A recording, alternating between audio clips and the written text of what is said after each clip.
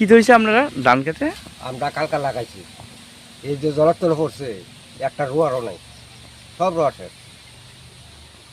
বৃষ্টি হয়েছে বেশি নাকি? আর বৃষ্টি প্রচন্ড পরিমাণ বৃষ্টি হয়েছে। পিচের রাস্তা এই বৃষ্টি হওয়ার পরে আমরা যে রোয়াগুলি লাগাইছি সব মারি দেই বোগা থাকতিক তো না একটা।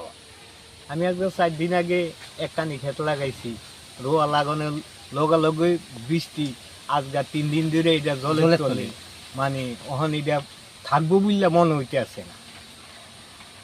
মানে শুরুতেই মানে লাগানোর মাত্রই আয় পড়ছে না? লাগানোর মাত্রই বৃষ্টি তুলে তো এবার মানে সব পচে যাবো, আবার নতুন করে লাগাইতে আলিও খাওয়া যেত না, আলিও খাওয়া যেত।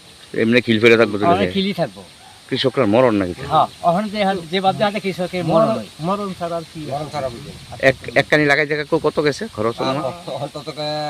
তো 1010 মতন টাকা মাস্টার বেড়াই সব সহ মায়ের 10,000। 10,000 টাকা মাই। আহারে, একটা কৃষকের যদি 3 কানি বা 4 কানি ক্ষেত করে যদি 10,000 টাকা করে যদি মার যায় কানি ফিজে, যে কত টাকা মার গেছে, কৃষকটা কেমনে বাঁচবো কোন? আমি করছি এক কানে। ও আপনি কয়খানি করছে? আমার 3 কানি শেষ পুরাটা? শেষ, পুরাটা শেষ। এগ্রিকালচার থেকে কোনো সাহায্য টাহায্য পাওয়া যায় না? কোনো সাহায্য নেই। সার, বীজ, ওষুধ এমনি মাগনা কোনো কিছু পাওয়া যায় না, পয়সাটা কিনতে গেলে তার কাছে পাওয়া শান্তি। তাহলে এগ্রিকালচারের রেট আর খোলা বাজারের রেট কি একরকম? একই। তাহলে আর এগ্রিকালচার থেকে আইন না কিলা? এর লেগে আমরা ওই খোলা মার্কেট থেকে কিনে আনা দেওয়া যায়। এই পাত্রটার নাম কি তা জানো আপনারা করেন? আমরা এই পাত্রের নাম হচ্ছে উত্তর চুরিলাম। উত্তর সরিলাম। তা আপনারা মানে সরকারের কাছে কি দাবি করতেছেন কৃষকরা?